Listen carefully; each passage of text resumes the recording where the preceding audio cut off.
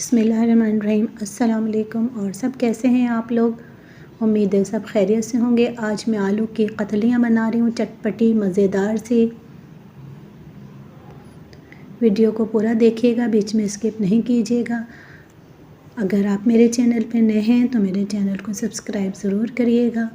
तो चलें इसको शुरू करते हैं। बिस्मिल्लाहिर्रहमानिर्रहीम। सबसे पहले हमने कढ़ाई ली है, उसमें ऑयल डाल दिया है, हाफ़ कप ऑयल डाला है। इसमें प्याज, एक अदद प्याज को काट के डाल दिया है, उसको हल्का सा सौते करेंगे। अब इसमें हम ज़ीरा शामिल कर देंगे। 1 टेबल स्पून ज़ीरा हमने इसमें शामिल कर दिया है।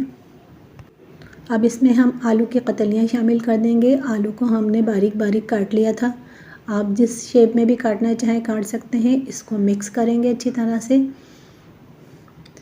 अब इसमें हम मिर्चें शामिल करेंगे। 1 टीस्पून मैंने पिसी मिर्चें डाली हैं, आप अपने हिसाब से कम या ज़्यादा कर सकते हैं।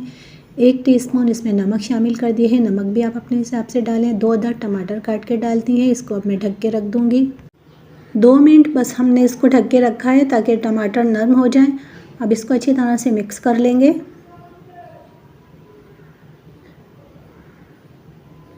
ये बहुत मज़े की चटपटी बनती हैं, आप इसको पराठे, पूरी पराठे के साथ खाएं, बहुत मज़े की लगेंगी। अब इसमें हम आधा गिलास पानी शामिल कर देंगे ताकि नीचे से लगे भी नहीं और गल जाएं।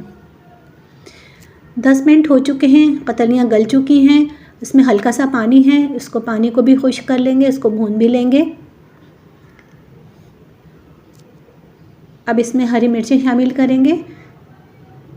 तकरीबन 4 हरी मिर्चें मैं इसमें शामिल कर दूंगी, आप अपने हिसाब से डाल दीजिएगा। और इसको ढक के दम पे लगा के फिर मैं डिश आउट कर लेती हूँ।